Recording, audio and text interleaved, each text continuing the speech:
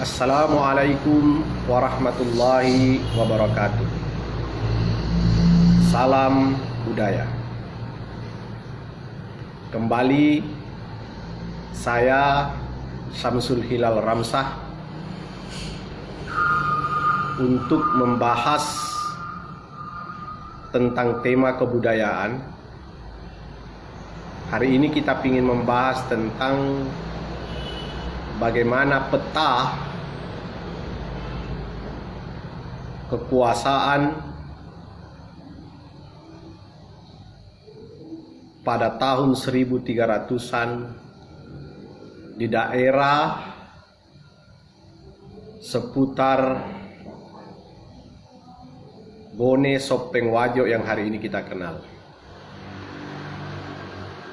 Pada tahun 1300-an itu, sebelum berdirinya kerajaan Bone, itu sudah berdiri beberapa akarungan. Di sebelah utara bagian Bone itu ada namanya Mampu yang merupakan kerajaan tua. Kemudian ada juga Babawai yang meliputi daerah Solo dan sebagainya. Ada juga sudah ada Timurun, ada Palaka, bahkan ada wilayah-wilayah akarungan yang bisa jadi berdiri jauh sebelum abad 14 itu.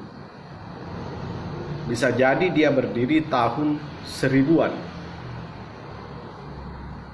Yang menarik lagi, di daerah sekitaran perbatasan daerah Mampu dan sebagainya juga itu ada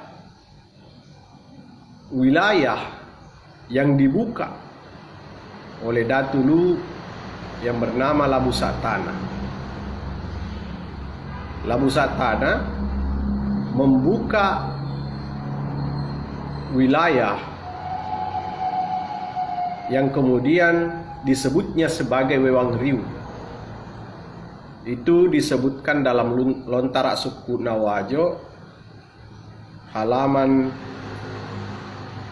I29.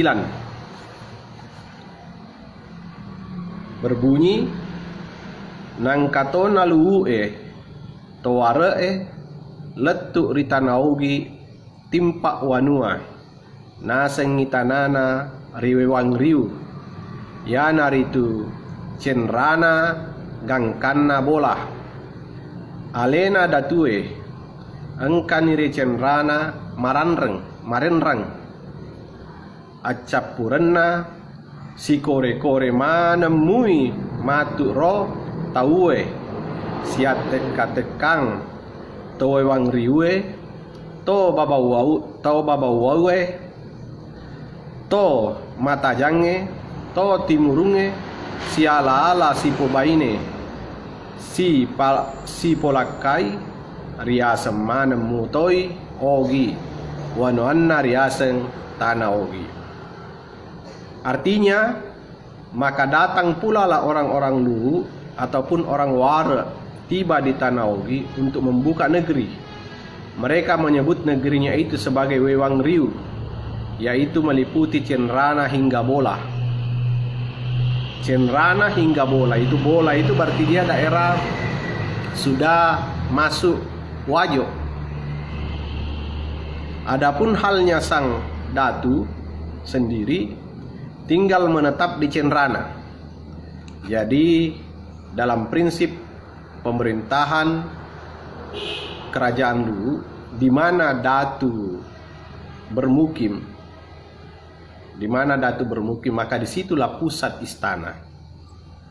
Hingga pada akhirnya semua orang saling berbaur, saling mengunjungilah orang-orang Wewang Riu dengan orang-orang Babawai serta orang-orang Matajang, termasuk orang-orang Timurung, saling berjodoh dengan memperistri serta mempersuamikan satu sama lain. hingga semuanya disebut Jua Ogi, serta negerinya disebut Tanah Ogi. Itu sekilas keterangan dari Lontara suku Nawajo atas kedatangan Datu Luwu. Datu Luwu yang dimaksud di sini adalah Labu Satana. Jadi Labu Satana itu sudah ada sebelum munculnya Manurunge Matajang yang mendirikan kerajaan Bone. Di Lontara Bone atau Retorelong Bone itu disebutkan bahwa Labu Satana yang bertahdat di Cenrana ini itu mempunyai anak angkat yang bernama Lasak Bamparu. Lasak Bamparu inilah pemilik pusaka Latea Riduni.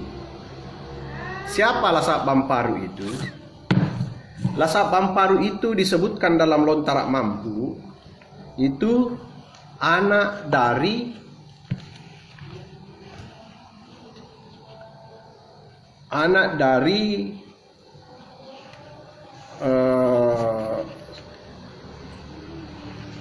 siapa ini? Tomatola Lasak Bamparu.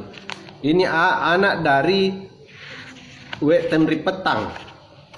Siapa Wek Tenri Petang itu? Nah, Wek Tenri Petang ini Wek Tenri Petang ini adalah anak dari Puang Tape. Puang Tape itu jadi begini ceritanya. Dimulai dari Arung Tanete di Awampone bernama Latenri Tompo. Latenri Tompo ini dalam Lontara Mampu itu disebutkan juga sebagai kakak saudara dari Lamamata Silompoe yang menjadi Manurunge Ribone. Tapi agak janggal, kenapa? Karena generasi ke-8 Latenri Tompo ini yang disebut dengan Lapat Tingki atau biasa juga disebut dengan Lapat Tikeng Arupalaka itu nanti menikahi putri dari Lamamata Silompoe. Jadi ada kejanggalan. Seandainya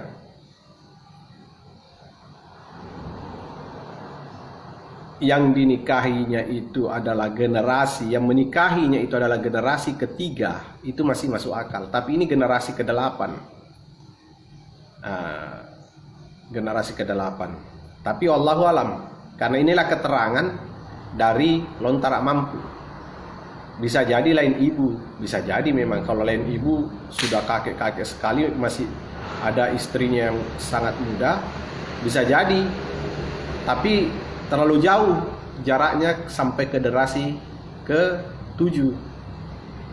Karena kalau generasi ke-7-nya itulah yang seumuran atau seusia dengan adiknya yang bernama Lamamata Silompoe Manurunge Rimatajang. Agak janggal memang di situ. Tapi begitulah keterangan dari Lontara.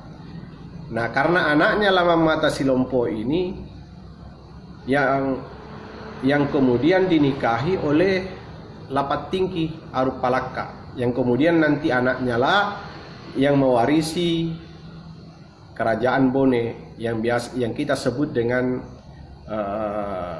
peta Keram Pelua. Dan beliau pula lah peta Keram Pelua ini yang nanti mewarisi Latea Riduni yang menjadi milik Lasak Bamparu. Lasak Bamparu ini adalah cucu dari Latenri Tompo. Nah, di Lasak Bamparu ini satu generasi di atas Manurunge Rimatajang secara umur. Jadi secara umur dia di atas, sebelum munculnya Manurunge Rimatajang sudah ada bernama Lasak Bamparu. Jadi disebutkan bahwa Laten Ritompo yang bersaudara dengan yang membuka negeri Bone lama mata selampoe namanya di Matajang. Laten Ritompo lah yang menikah dengan I Didulino dari Campalagi hingga melahirkan anak perempuan yang bernama I Patola. Dialah yang bersuami di Latadangeng, menikah dengan Padawarani, lahirlah I Batara yang kemudian menikah di Balubu. Nah, yang menarik ini ada namanya Balubu. Setahu saya Balubu ini masuk di daerah Luwu, menikah di Balubu. Karena ada yang kita kenal disebut dengan Datue Ribalubu. Nah, saya tidak tahu kalau di daerah lain ada juga namanya Balubu, tapi Balubu ini identik dengan daerah Luwu. Berjodoh dengan La Palipui. Jadi Ibatara ini berjodoh dengan La Palipui. La Palipui ini orang Balubu. Melahirkan dua anak, seorang yang bernama Tenriolo dan seorang lainnya yang bernama Imal Lageni. Imal Lageni. Tenriolo lah yang menikah di Baringeng. Kemudian Imal Lageni menikah di Wajo. Hingga melahirkan dua anak. Seorang bernama Pual Lungka, seorang lagi bernama Huang Tappe. Ia dinamai Pual Lungka karena jari tengahnya sangat panjang, serta dinamai Pual Tappe karena jemari tangannya semuanya sama panjang. Puang Lungka lah yang berkedudukan di Cempalagi. Kemudian Puat Tappe yang mendapatkan jodohnya di Lara. Nah, Balubu Lara. Lara ini setahu saya ada di daerah Luwu Utara hari ini. Menikahi Punnaliung. Dilahirkan Laten Ripetang. Jadi Punnaliung yang berada di Lara itu menikah dengan Puang Tappe, cucunya tadi Laten Ritompo. Lahirlah Tenri Petang. Tenri Petang inilah yang membuka negeri Arah. Tenri Petang inilah yang membuka negeri Arah. Dia amat kaya raya, mengambil airnya terdiri 100 orang dengan galong, dengan guci sebagai wadah air. Mereka mengenakan sarung warna kuning terang. Jadi cucunya lah, cucu keberapanya, generasi keberapanya Laten Ritompo ini 1, 2, 3,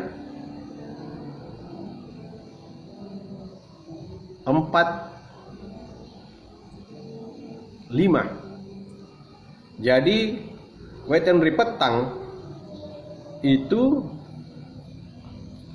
generasi kelima dari Laten Ritompo, anak dari Puat Tappe yang menikah dengan Punnaliung di Lara, daerah Lara. Nah, mungkin inilah alasan kenapa Tenri Petang ini yang membuka arah, di mana arah pada masa itu begitu bergantung kepada Luwu yang berpusat di Cenrana. Begitu bergantung kepada Luwu yang berpusat di Cenrana, sehingga anaknya pun yang bernama Lasak Bamparu itu dititipkan ke Datu Luwu untuk dipelihara. Cuma Lasak Bamparu ini dibunuh karena dengan alasan cuma menyebut sebagai Malaweng.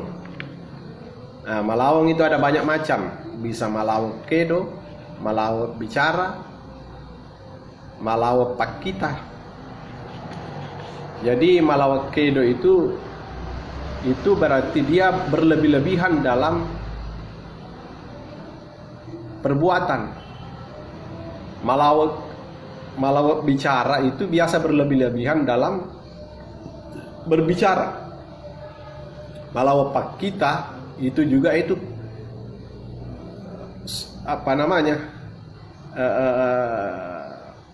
berlebih-lebihan dalam memandang sesuatu. Itu Malawa Pakita. Nah, terbunuhlah Lhasa Pamparu. Nah, Lhasa Pamparu ini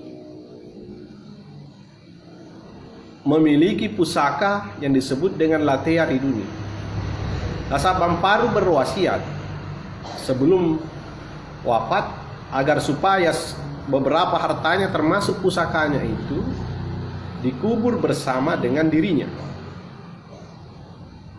Nah, keterangannya beberapa waktu kemudian itu, atau semalam saja itu, malamnya muncul lagi Latea Riduni itu. Dia tidak bisa dimakamkan, tidak bisa ditanam. Dia muncul lagi ke permukaan. Itu terjadi sampai 3 kali, sehingga yang ketiga kalinya itu hilang. Ternyata Latea Riduni ini kembali ke arah di kamarnya, di goarinya. Nanti ketika orang tuanya nggak tahu, Wetan Ripetang ini nggak tahu kalau Lhasa Pamparu telah dibunuh. Akan tetapi ketika Wetan Ripetang masuk di dalam kamarnya Lhasa Pamparu, Lhasabang, di dalam kamarnya, begitu terkejutnya ibunya ini yang merupakan Datunna Arah. Datunya Arah, yang Arah itu daerah Bulukumba. Terkejut ketika melihat kembalinya Latea Riduni tanpa pemilik. Nah, tidak ada pemilik, dia tanpa pemilik. Maka Wetan Ripetang ini berkesimpulan bahwa anaknya Lhasa Pamparu telah meninggal. Itu juga yang membuat Datunna Arah mulai berselisih dengan Datulu pada masa itu, yaitu Labu Satana. Situ sudah ada konflik antara Lu dengan Arah. Itu berawal dari situ.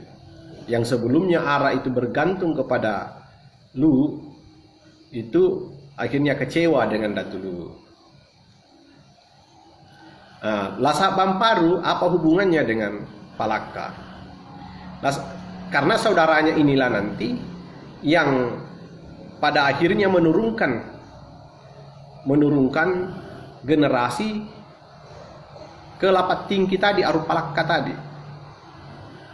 Jadi memang pada tahun 1300-an ini ada beberapa wilayah sentrum yang menjadi turunnya Manurung di seputaran daerah Wewangriu tadi dan sekitarnya, daerah Cenrana, daerah Mampu, daerah Babawai, itu masing-masing punya Manurung, Timurung. Bahkan Timurung itu jauh sebelumnya, karena Timurung itu negeri itu lahir beserta dengan kehadirannya Simpuru Siang. Karena dalam Lontara Pamana disebutkan bahwa Manurungi Simpuru Siang Rital Letu, Manurungi Ricina, kemudian Manurungi Rital Letu, kemudian Naparampa Timurung. Jadi juga dia menaungi Timurung. Jadi itu wilayah-wilayah itu menjadi wilayah-wilayah yang diwariskan kepada anak-anaknya generasinya Simpuruk Siang. Termasuk tadi kita menyinggung ada di situ tadi menikah di Baringeng. Baringeng itu ini karena mungkin ditulis di kemudian hari, ditulis ulang di kemudian hari, kemudian pada generasi itu sudah menyebutnya Baringeng. Padahal pada masa itu Baringeng itu belum disebut sebagai Baringeng. Baringeng itu ternyata beberapa kali mengalami perubahan nama.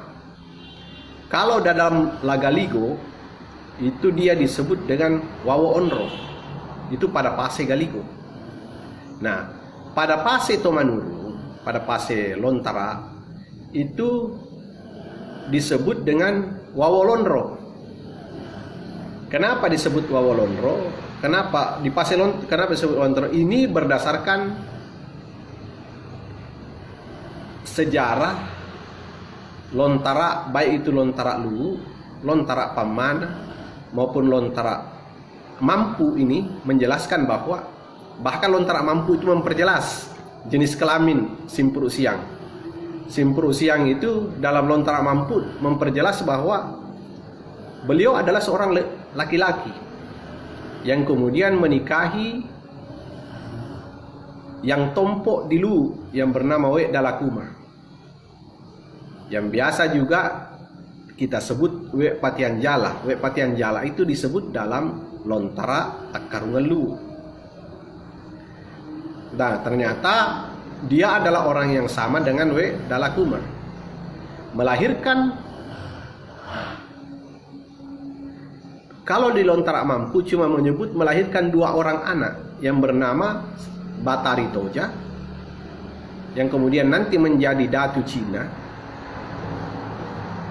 Datu Cina yang kemudian di belakang hari keturunannya merubahnya menjadi Pamana. Kemudian Wek Jakkewanua. Wek Jakkewanua biasa juga disebut dengan Wek Tekkewanua. Tekkewanua di Lontara lain itu disebut Wek Tekkewanua. Kalau di Lontara Mampu disebut Jakkewanua. Itu mewarisi Wawo Lonro. Wawo Lonro. Nah, dari Jakkewanua lah inilah Wawo Lonro. Wawo Lonro ini kalau di Pase Galigo disebut Wawo Onro. Pada masa Simpuruk Siang disebut Wawo Lonro. Nanti di abad 15 di tahun 1400-an itu kita mengenal lagi namanya Lalet Tonro. Jadi Wawo Onro, Wawo Lonro, Lalet Tonro. Kemudian pada masa masuknya terintegrasinya masuk dalam kerajaan Sopeng, Wawo Lonro ini masuk dalam Lalet Tonro, Wawo Lonro, Lalet Tonro ini masuk terintegrasi dalam kerajaan Sopeng, maka berubahlah dia menjadi Baringeng. Itu dalam Lontara Mampu ini jelas menyebut, kadang dia menyebut Wawo Lonro, kadang dia menyebut Baringeng. Jadi kita sudah bisa memastikan bahwa ya, Baringeng itu dulunya disebut Wawo Lonro. Dalam Lagaligo, karena ini berarti yang dalam Lagaligo disebut Wawo Onro sebenarnya juga adalah Wawo Lonro itu. Nah, ini peta-peta wilayah pada masa tahun 1300-an. Itu sebelum berdirinya Kerajaan Bone. Nah, 1 generasi setelah, atau 1-2 generasi setelah Labu Saktana membuka Wewang Riu, membuka Cenrana hingga Bola, yang wilayahnya dari Cenrana hingga Bola, itu di daerah Matajang itu muncul Manurung Nyeri Matajang yang disebut dengan Lama Mata Silompo ya, yang dalam Lontara Mampu sedikit dibocorkan bahwa pada dasarnya Lama Mata Silompo itu sebenarnya adik dari Laten Ritompo, dari Tanete Awampone. Nah, kalau kita setback ke belakangnya lagi, ke belakang sebelum tahun 1300-an, itu memang di daerah sekitar ini terjadi kawin temawin.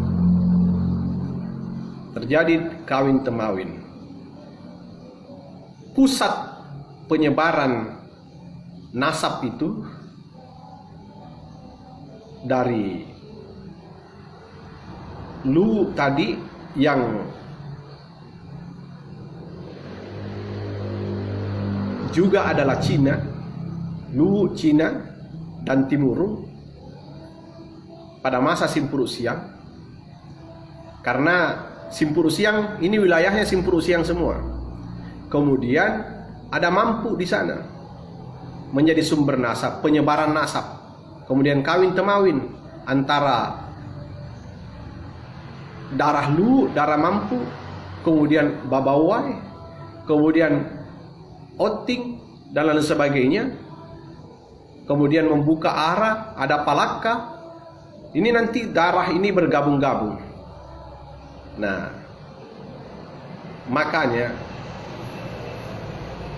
disebutkan dalam Lontara Mampu itu semua wilayah Karungan tadi ini, mereka rata-rata orang-orangnya ini menuju ke daerah yang berpasir, yang mereka sebut dengan Bone. Jadi Kesi, dia bilang daerah yang Kesi berarti dia pesisir, daerah pesisir, yang kemudian mereka sebut daerah berpasir itu sebagai Bone pada masa itu.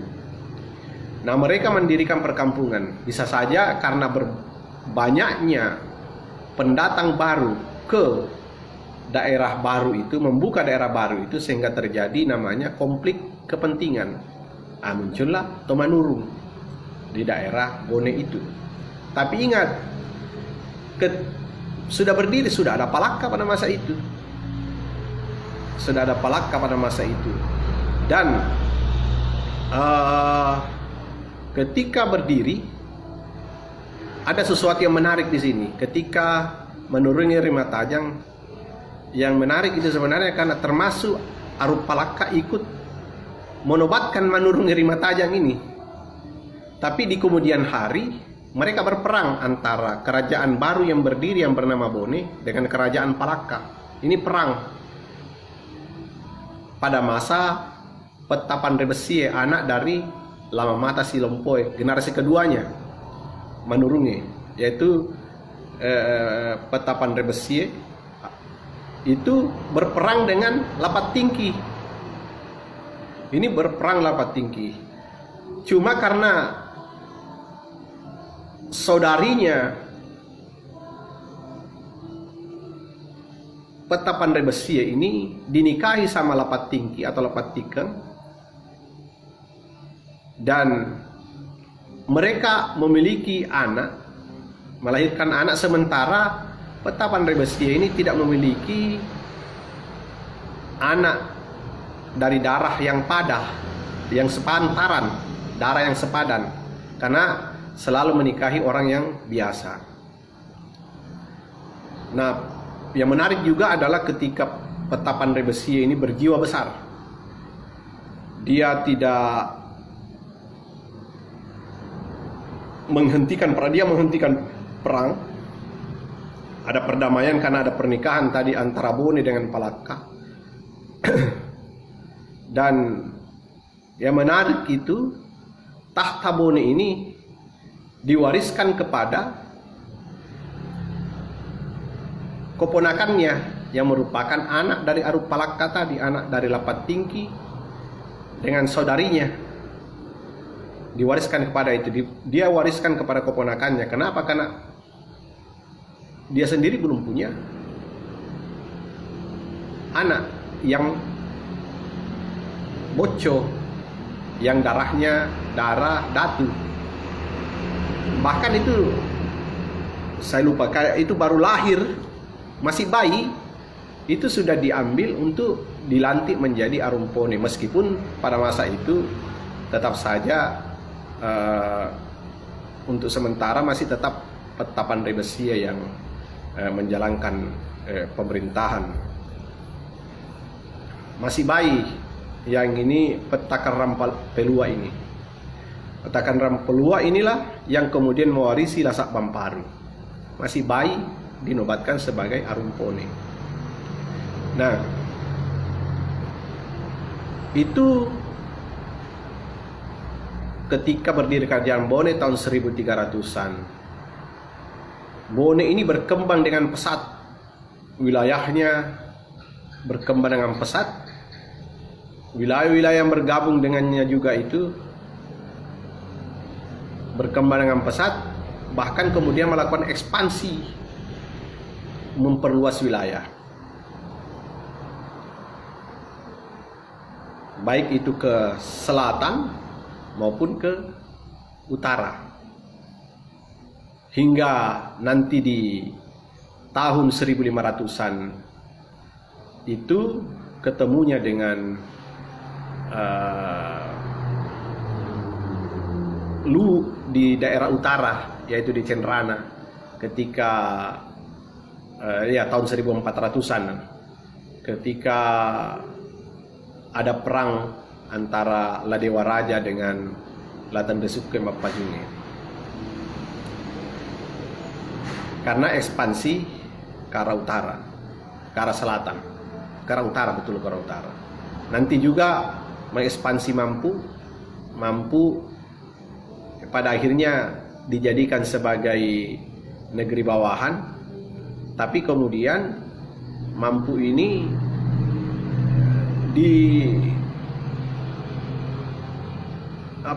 terjadi perkawinan, sehingga kemudian mampu tidak menjadi lagi Atah, tapi menjadi negeri yang negeri yang merdeka tentu dalam wilayah kerajaan Bone, tapi sudah masuk dalam wilayah kerajaan Bone, bukan lagi menjadi kerajaan mampu yang berdiri sendiri sebagai kerajaan sendiri, tapi kerajaan mampu, Arum Mampu yang sudah bergabung ke Bone. Itu peristiwa selanjutnya. Nah, kita setback lagi ke belakang. Kita ke belakang kembali. Tadi tahun 1300-an, sebelumnya lagi tahun 1300-an itu yang menarik adalah seperti yang saya sebutkan tadi, bahwa kawin temawin antara berbagai sumber-sumber nasab tadi, baik itu Luwu di daerah Wewang Riu yang berpusat di Cenrana itu tadi, kemudian ada Mampu di situ di daerah di atasnya lagi, di sebelah baratnya, kemudian di sebelah utaranya lagi ada namanya nanti Akotengan, kemudian di sebelah baratnya ada Tempe, ada Sengkang, yang juga nanti merupakan daerah Luwu. Ini yang juga merupakan daerah Luwu. Jadi Tanah Sitonrai itu memang daerah Luwu yang dibuka sejak masa anak Kaji. Kalau itu tadi, kalau yang daerah Wewang Riu tadi sampai Bola, yang Cenrana sampai Bola itu dibuka pada masa Labusak Tanah. Jadi Luwu berada di daerah ini bukan karena ekspansi, tapi memang membuka wilayah itu, memang wilayahnya. Dia yang membuka wilayah itu. Karena pada masa itu belum ada kerajaan yang memiliki wilayah itu, belum berdiri kerajaan Bone pada masa itu. Nah, itu kalau kita baca, kenapa ada pada masa-masa awal itu, sebelum tahun 1300-an ada gelar Opu di Mampu, ternyata karena ada perhubungannya dengan generasi Simpurusi yang tadi ini, terutama lewat Timurung. Pernikahan antara generasi ke-5 Simpurusian dan generasi ke-5-nya menurungi di Mampu itu ketemu. Mampu ini kan punya cerita unik juga pada generasi kedua. Mampu ini punya cerita unik pada generasi kedua, yaitu ketika karena Mampu ini kan ada dua tempat turunnya menurunnya. Ada yang sebelah baratnya gunung dan di ujung pukul ujung gunung yang satu dengan ujung gunung yang satunya. Kalau saya tidak salah dia yang satunya di barat, yang satunya di timur. Makanya ada namanya Mampu Riaja, Mampu Rilau. Kalau tidak salah ya Mampu Rilau. Nah, ini mereka memiliki manurung yang sepasang. Nanti sepasang bersaudara. Nanti ini kawin silang. Mereka ini kawin silang. Yang di timur, yang laki-lakinya yang di timur menikahi perempuannya yang di barat, yang perempuannya di timur dinikahi sama laki-lakinya yang di barat. Jadi terjadilah kawin silang yang kemudian masing-masing nanti ini memiliki anak, kemudian dipersatukan. Itulah muncul namanya Odam Patara. Inilah yang kemudian menyatukan seluruh wilayah Mampu pada masa itu. Cuma ada kejadian unik ketika anaknya ini tadi, yaitu kita mengenal namanya si Jelok Temampu itu yang berubah jadi batu. Nah, itu ada kejadian-kejadian unik, cerita-cerita unik. Tapi saya tidak mau berkisah tentang itu. Cukup memberikan gambaran bahwa ada peristiwa unik di situ yang menyebabkan generasi Mampu itu tercerai kemana-mana. Tapi kemudian mereka berusaha kembali membangun peradaban Mampu ini. Yang sisa-sisa yang tidak kena kutukan ini membangun kembali berdasarkan wilayah-wilayah mereka. Ada Laureng bersaudara. Mereka membangun wilayah-wilayah dari bawah, mereka bangun. Kemudian mereka mempersatukan lagi wilayah itu, meskipun itu tidak dalam satu naungan kembali, tapi mereka dipersaudarakan. Nanti dari Mampu ini lagi menikah kemana-mana. Itu mereka pula lah yang membuka sampai ke Wajo. Mereka pula yang menikah dengan generasi Simpurusi yang dari Timurung. Inilah nanti generasi-generasinya yang kembali nanti ini yang kemudian membuka-buka wilayah dan sebagainya. Sehingga kalau kita baca lontaraknya Mampu itu, darah ini sudah saling bercampur-campur. Ada Ralu, Mampu, bahkan ada sampai Oting yang jauh, sampai Balugu, sampai Lara. Sampai terbukalah namanya Ara. Sampai Kepalaka, sampai terbuka namanya Bone, sampai terbuka namanya Wajo. Ini perkawinan kawin temawin. Karena itu juga nanti yang kawin temawin Babawai, dari termasuk yang kawin dengan yang generasi di Babawai. Dari Babawai nanti masuk lagi yang menikah dengan Wetak Dampali. Jadi mereka-mereka inilah, makanya para bangsawan ini pada dasarnya mereka ini satu rumpun. Karena sejak awal mereka sudah kawin-kawin, kemudian menyebar kembali, membuka, mendirikan kerajaan-kerajaan di wilayahnya masing-masing. Nah, itulah sejarah.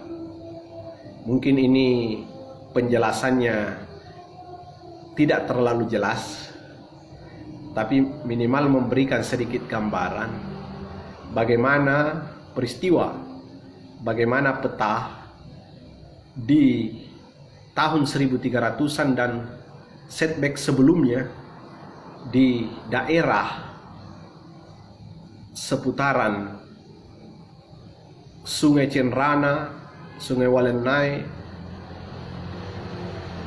Danau Tempe, hingga kemudian ke daerah selatan Palakka Bone sebelum berdirinya Kerajaan Bone, termasuk juga sebenarnya kalau kita mau setback lagi melihat Lontara Pamana, tentang di situ nanti kita dapati termasuk Lontara Luwu, nanti kita dapati lagi daerah-daerah ke atasnya lagi tentang terbukanya wilayah seperti Mancapai, terbukanya wilayah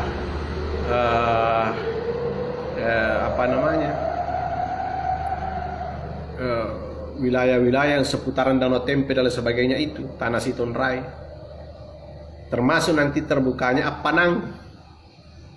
Itu dijelaskan secara secara gamblang dengan metode penulisan yang bertutur. Penulisan yang bertutur contoh begini, dia sudah menulis sampai ke bawah, itu nanti dia ulangi lagi ke bawah, ke atas. Dia ulangi lagi, bilang kita ulangi kembali, kita setback kembali ke, seumpama dia sudah sampai ke bawah generasi, dia sudah bicara silsilah sampai generasi yang paling bawah, biasanya dia bawa lagi kita lagi generasi ketiga ke atas, dia ulangi lagi. Nah, itulah gaya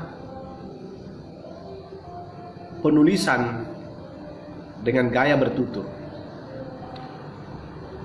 Ya, semoga ini bisa menjadi sedikit pengantar untuk bahan diskusi para pemerhati budaya. Bagaimana sebenarnya terutama yang menarik itu adalah penentuan fase-fase. Penentuan fase-fase. Ini memang penting karena Lontara itu tidak memberikan penentuan fase. Jadi kadang-kadang seseorang yang sudah kita anggap berada di generasi pertama kok dekat sekali dengan generasi yang kelima. Oh, ternyata itu akibat kawin temawin tadi. Bisa jadi umurnya sudah 100 tahun, tapi dia punya istri yang sangat muda, berumur 17 tahun. Itu dapat punya anak, sementara ini cucunya yang sudah, ini dia sudah punya cucu yang generasi kelima. Baru seumuran dengan anaknya yang pertama tadi, yang kakeknya generasi kelima ini bersaudara dengan yang seumuran dia di generasi kelima ini. Inilah uniknya sebenarnya kalau kita membaca Lontara, karena di situ banyak sekali pengetahuan-pengetahuan yang terasa ganjal kita rasa, tapi sebenarnya kalau dirunut, di breakdown, diturunkan, itu menjadi rasional seperti tadi soal generasi itu. Nah, demikian pembicaraan kita pada malam hari ini. Semoga ini bisa menjadi pengantar. Semoga tambah bingung. Assalamualaikum warahmatullahi wabarakatuh.